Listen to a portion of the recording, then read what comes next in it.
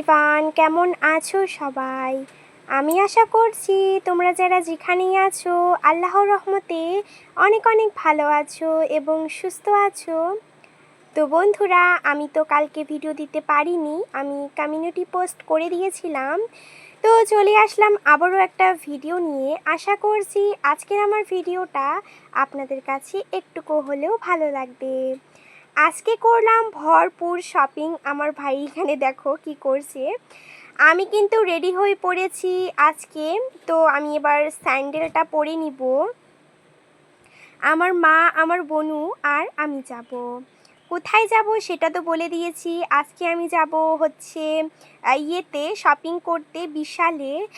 অনেক কয়টা জিনিস ফুরিয়ে গিয়েছে। ড্রেসটা মানে গরমের মধ্যে তো একটু হালকা পাতলা ড্রেস পরলে ভালো লাগে, তাই ওগুলো আনতে হবে। এই হট প্যান্ট, তারপর হচ্ছে এই টাইট ফাইট যে টি শার্টগুলো হয় না, এগুলো আর পরতে একেবারেই ভালো লাগছে না। তো দেখো আমার মা সুন্দর করে রেডি হয়ে গিয়েছে, আমার বোনও রেডি হয়ে গিয়েছে। কেমন করছে দেখো। এই দেখো আমি চুড়িগুলো পরেছি। এই শ্রাবণ মাসে না এই চুড়িগুলো বেস্ট বন্ধুরা, এত ভালো লাগে আমার কাছে। তারপর আমি জুতো টুতো পরে নিয়েছি, একেবারে সিম্পল করে আমি ড্রেস পরেছি। এত গরমের মধ্যে কি পরবো বলো বন্ধুরা। তার জন্যই দেখো সুন্দর করে আমি রেডি হয়েছি, আমার মা রেডি হয়েছে। এবার চলো যাওয়া যাক শপিং করতে। শুধু কি শপিং করতে যাব সেগুলো দেখাবো? না না, এই যে সুন্দর আমাদের ধুবড়ী ডিস্ট্রিক্টের যে সুন্দর ভিউগুলো, নদী, এগুলো সমস্ত কিছু একটু একটু করে দেখিয়ে দেখিয়ে যাব। আর কারা কোথা থেকে আমার আজকের ভিডিওটা দেখছো অবশ্যই নিচে মন্তব্য করে যাবেন। আর ভিডিওটা স্কিপ না করে পুরো ভিডিওটার সাথে থাকার তোমাদের কাছে আমার এইটুকু রিকোয়েস্ট। তো তারপরে এটা হচ্ছে ফুলবাড়ি ব্রিজ, মানে উপর দিয়ে হচ্ছে আর কি। আমরা চলে এসে গিয়েছিলাম, পৌঁছে গিয়েছি বিশালে। আর আজকে এত শপিং করেছি বন্ধুরা, আপনারা দেখলে বুঝতে পারবেন। বেশ অনেকগুলো শপিং করা হয়েছিল। এদিকে আছে টি শার্ট, কুর্তা, মানে সরি কুর্তি, এদিকে আছে ফ্রক সিস্টেম, এগুলো আমি বেশ কটা নিয়েছি। এটা নেওয়া হয়েছিল আমার মায়ের জন্য, এটা নেওয়া হচ্ছিল।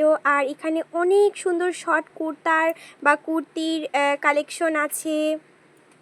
আর এদিকে বাচ্চাদের কাপড় যা যা লাগে আর কি। বিশালে যে এত পরিমাণে যে নতুন নতুন জামা কাপড় উঠেছে জানতাম না। এই দুটো নেওয়া হলো, আমরা চেক করে আবার নিয়ে নিব। হ্যাঁ, এই দুটোই নেওয়া হয়েছে। এদিকে আমার মা পেন দেখছিল, তো পেনটা এই যে উপরে যেটা আমার মা বোলালো, মানে করলো, ওগুলো নেওয়া হয়েছে। তারপরে আমরা টেস্ট রুমে গিয়ে দেখো আমি টেস্ট করে নিব। এই যে হাতের মধ্যে জামা কাপড় যে কটা নিয়েছি সে কটা কিন্তু একটাও রিটার্ন করা হয়নি, সমস্ত কিছু নেওয়া হয়েছে। এদিকে আছে বাচ্চাদের ফ্রক, টি শার্ট, তারপরে জিন্স প্যান্ট, হাফ প্যান্ট, এগুলো আছে। এদিকে আছে টুল, তারপরে এই আমার মা নিয়েছিল পাদানি। এই পাদানিগুলো কিন্তু ভীষণ পরিমাণে সফট আর সুন্দর, তো এগুলো নেওয়া হয়েছে। আমি আবার এখানে এসে না আমার হচ্ছে জিউটা ধুকুত পুকুত ধুকুত পুকুত করছিল বন্ধুরা, কারণ হচ্ছে এখানে এত পরিমাণে কাচের জিনিস, যদি একটুও হাত লেগে যায় তাহলে ভেঙে পুরো একাকার অবস্থা। আর আপনারা তো জানেনই এখানে কীরকম হচ্ছে স্ট্রিক, যদি ভেঙে যায় তাহলে তো অবশ্যই টাকা দিতে হবে। তো আমি একটু একটু জাস্ট দেখিয়ে দিচ্ছিলাম এখানে সুন্দর সুন্দর কাপের কালেকশন।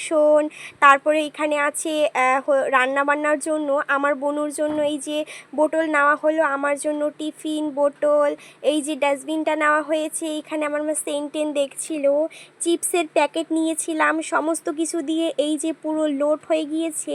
ডাস্টবিনটা আমি হাতের মধ্যে নিয়ে নিয়েছিলাম। এখানে ভরপুর শপিং আছে ভিতরে। আপনারা হয়তো ভাববেন নাও পরে দিয়েছি, সেটা না, একেবারে একটা ব্যাগ লোড হয়ে গিয়েছিল। আর এদিকে আছে চশমা, তারপর হচ্ছে বড়দের জন্য জুতো, এদিকে ছোটদের জন্য খেলনা ছিল। আমার বোনুকে দেখাচ্ছিল কি কি নিবে না নিবে। ফাইনালি আমরা দেখো এখানে চিপস টিপস করার পরে কাউন্টারে এসে আমরা বিলটা পেমেন্ট করে দিলাম। বিলটা পেমেন্ট করার পরে এখানের ব্যাগগুলোর তো টাকা নেয়, এত পরিমাণে জঘন্য ব্যাগ আমি জানতাম না। কসমোর মধ্যে টাকা নেয় না, এমনি দেয়। আর হচ্ছে ভিটুর মধ্যে টাকা দিলেও সুন্দর দেয়, কিন্তু এখানে যে এত পরিমাণে খারাপ ব্যাগ আমি জানতাম না। টাকা নিয়েছি 20 টাকা, কিন্তু এমন একটা ব্যাগ দিয়েছে। তারপরে আমার বোনুর জন্য একটা পুতুল দেখেছি, মানে ট্যাডি বিয়ার, খুবই পছন্দ হয়েছে আমার কাছে, তো এটাও নিয়ে নেওয়া হলো। এটার দাম ছিল 400 টাকা। মানে 399 টাকা নিয়েছিল, বেশ ভালো। কিন্তু শপিং টপিং করার পরে আমরা চলে এসেছি বাইরে। আসার পরে এখানে দেখো কত পরিমাণে রোদ্রু, আর এত পরিমাণে রোদের মধ্যে তো গলা শুকিয়ে যায়। তাই আমার মা বলল আখের রস খাবি। আমি প্রথমে নানা বলছিলাম, তারপরে ভাবলাম যে এসেছি যখন খেয়ে নিই। তো আসার পরে আখের রসটা দিল, আর এই আখের রসটা কিন্তু খেতে ভীষণ পরিমাণে ভালো লেগেছে। গরমের মধ্যে পুরো আত্মা ঠান্ডা হয়ে গিয়েছে।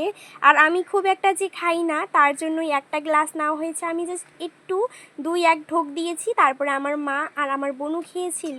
আমার মা আবার খাচ্ছিল। আমার কাছে মোটামুটি লেগেছে আর কি, মানে গরমের মধ্যে তো ভালোই লেগেছে। আসার পরে আমরা চিপস খাচ্ছিলাম, ওই যে বিশাল থেকে নিয়ে আসা হয়েছিল। আসার পরে আজকে তো রবিবার ছিল, তাই হোটেল খোলা ছিল না, বন্ধ ছিল। তাই বাড়ির মধ্যে এসে একটু তাড়াহুড়ো করে ডাল বানিয়েছে। সো ফ্রেন্ডস, এখন সো গাইস, আমার মাই প্লিজ হাইড করে দিন। হাই হাই, চাও প্লিজ গেট আউট। আমার মেয়েকে বেশি বেশি করে লাইক কমেন্ট শেয়ার করবেন। ওকে। সো ফ্রেন্ডস, আজকে একটা পিৎজা অর্ডার দিয়েছি। অনেক দিন যাবত খাওয়া হচ্ছিল না। অনেক দিন বলতে 2 সপ্তাহ আগে তো গিয়েছিলাম, ভিডিও শেয়ার করেছি। এই দেখো আমার বোনুকে দেখবে, দাঁড়াও। হাই করো, হাই করো, হাই। ওকে, এবার আমি কথা বলছি। আর এই চুড়িগুলো অনেক সুন্দর গাইস, কি বলবো, আমার কাচের চুড়ি ভীষণ পছন্দ। সো পিৎজা অর্ডার দিয়েছি, 1 ঘন্টা পর চলে আসবে। আর আসার পরে গপ গপ করে খাবো। আমার আবার পিৎজা খেতে ভীষণ ভালো লাগে। তো বেশি কথা না বাড়িয়ে চলো পিৎজাটা আনানো যাক। ঠং টং মারা আমার কমপ্লিট। তো তারপরেই দেখো আসার পরে কিন্তু এই 4টে-5টার দিকে আমার মাকে বললাম একটা পিৎজা অর্ডার দেই। এখানে পিৎজা অর্ডার দিয়ে একটা হাহাকার অবস্থা। আমি দেখছি কি 1 ঘন্টার জায়গা 1.5 ঘন্টা হয়ে গেল, পিৎজা নেই। আমি পিৎজা রেস্টুরেন্টকে প্রথমে কল করলাম, যে বললাম যে আপনার ওখানে তো একটা আমার অর্ডার গিয়েছে, এখনও পর্যন্ত আসা হয়নি কেন? বলছে যে রাইডার এখনও আসেনি। তো আমি বললাম যে এটা আপনারা রাইডারের সমস্যা, আমাকে কেন বলছেন? আমার যে পিৎজাটা ঠান্ডা হয়ে গেলে মানে ভালো লাগবে না। বলছে যে ম্যাডাম এখন এমনটা আর হবে না। তারপরে আমি রাইডারকে কল করলাম। রাইডার বলছে হ্যাঁ, আপনি তো আমাকে প্রথমে রাইডার আর রেস্টুরেন্ট দুটোকেই তো করতে হয়, কল করে বলতে হয়, মানে এটা নিয়ে একটু হয়েছে আর কি, আমিও বলেছি। তারপরেই ফাইনালি আমার অনেক হার্ডওয়ার্কের পর পিৎজাটা এসেছে। খেতে বেশ ভালো লেগেছে, গরম গরম হলে বেশি ভালো লাগতো।